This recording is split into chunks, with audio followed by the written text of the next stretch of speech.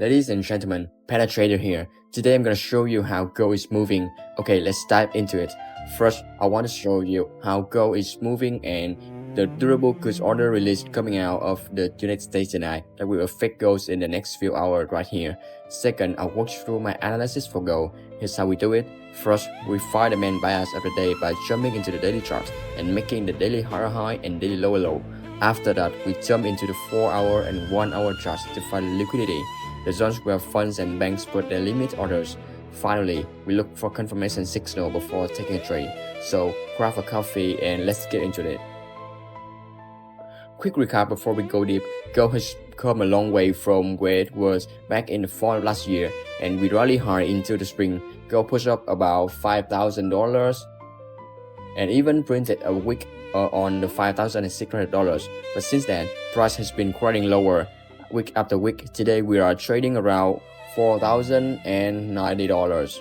So the bigger picture is still a pullback from those highs, and the last few weeks have mostly been sideways job because between around $4,000 to $4,020. So keep that range in your head because we are going to come back to it. Let's check the calendar for today. It's July 27th. Early this morning, we have the Japanese Yen Services Producer Price Index year-over-year, which came in at around 3.2% versus the forecast at 3.4% and versus below the previous reading of 3.4%.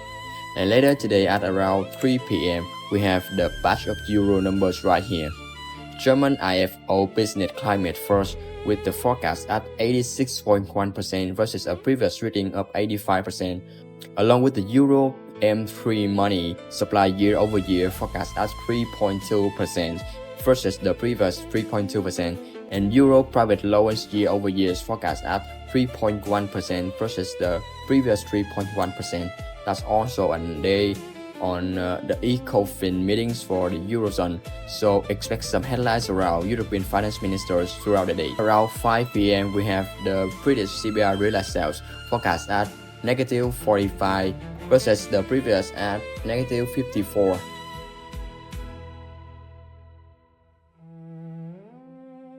When the United States releases core durable goods order month-over-month forecast at 0.9% versus the previous at 1.4%. And along with the headline at the durable goods orders month-over-month forecast at 1.6% versus a previous reading of -4.5%. That's a big swing from last month. So this trend has real potential to move the dollar, and when the dollar moves, the gold moves with it. Keep that time on your radar tonight. Let's zoom all the way down to the weekly chart. Looking at the recent history, gold made its highest point somewhere close to around $5,600 on the March of this year, and on the other end, lowest point on this chart was around $3,200 back around November of last year. Right now, price is at $4,090, which puts us well below the highs, but still well above where this move started.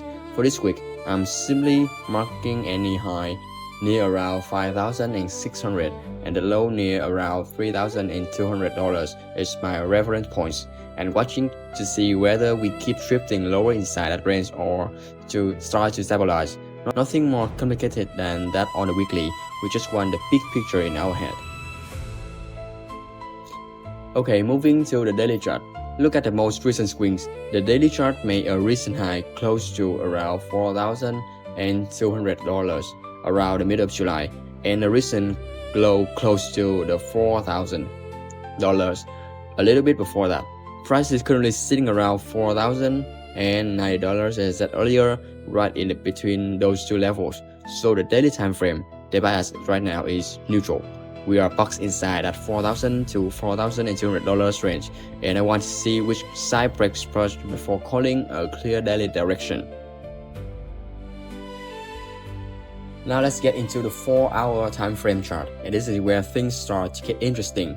If you look at the swings over the past few sessions right here, you can see a repeating wave pattern. We had a low near around $3,940 and a rally up to around $4,220. Then a drop back down near $3,960.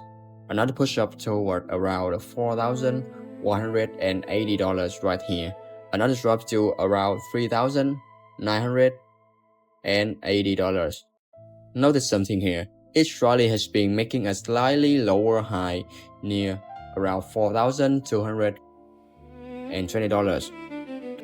Then around $4,180, then $4,140. That's a small warning sign that the buyers are losing a bit of strength on this time frame. After that last high near 4,000 near to after that last high near 4,140 to 4,150 around July 21st and July 22nd. Price drop again down hard to about $4,020 around July 24. But look at the most recent candles. Over the last day or so, price has been climbing back up from that $4,020 low toward where we are right now, around $4,090 to $4,100. So the 4 hour is showing a series of lower highs, but also a fresh bounce happening right now. And that bounce is exactly what we need to check against on the 1 hour chart next. This is the main event, so let's get slow down here. 1 hour chart going back to around July 12, we have a change of character right here on the downside. Price kept dropping into around July 18 and July 17, and right now near the $3,960 to $3,980. We got a break of structure on the upside, confirmed by a strong large bullish candle. That candle is our confirmation signal. It's marked right on the chart right here, and it kicks off a strong rally. From here, price moved into what I have marked here is a bullish range, and climbing from around $4,020 to up to around $4,150 between July 19 and 21st. After that push, we got a change of character again, this time to the downside, forming around July 22 and July 23 near the 4,120 area. Price pulled back from there down toward $4,090 to around $4,100 zones, which is roughly between we are trading right now at 4,087. Now, here's the important part. Above the current price, I have resistance level marked at $4,116 and another block roughly between $4,140 to $4,160. That the chart is showing an expected path of price riding up toward the 4,116 level, pulling back slightly, then pushing higher into that 4,440 to 4,160 order block zone. Below the current price, I have support levels marked around 4,083 and a deeper one at $3,984, which lines up with where that original breakup structure happened. So let's talk about where a sell could come from. The first resistance to watch is the $4,116. If price pushes into that level and struggles, that's an area some traders will watch for a short-term pullback right here. But the bigger picture resistance is that an order block between $4,140 to $4,160. That zone also lines up with the lower highs we saw on the 4 hour chart. So if price pushes up into the 4,140 to 4,160 and shows a rejection, that is the more interesting area to watch for a sell, since it agrees with both time frames. On the other side, if price dips, the first support sits around $4,084 and under where we are trading now.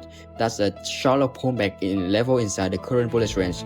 The deeper and more important support is down at $3,985, which is where the original breakup structure candle formed. If price were to fall on the way back down there, the area lines up with where the buyers originally step in, so a bounce from there would fit the bigger picture bullish structure on the 1 hour chart. Let's talk about tomorrow, July 28th. Main scenario, the one that follows what we are seeing on the 1 hour chart right now. Price holds about $4,085. and crash up through the $4,016 resistance and push it into that $4,140 to $4,160 order block zone, where we would then watch closely for a reaction before deciding the next move. The reverse scenario, in case the structure flips, a price track down the $4,080 right here, and then below the 3,985 right here, support with a strong momentum that would tell us the current bullish structure on the 1 hour chart is failing, and we would need to step back, stop looking for buyings, and resist the whole picture from the 4 hour chart down. One more thing before we wrap up, remember that durable goods orders released tonight at 7:30 p.m.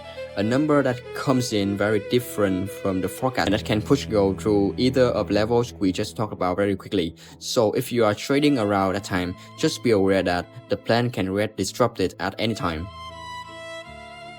And as always, please manage your risk on every single trade.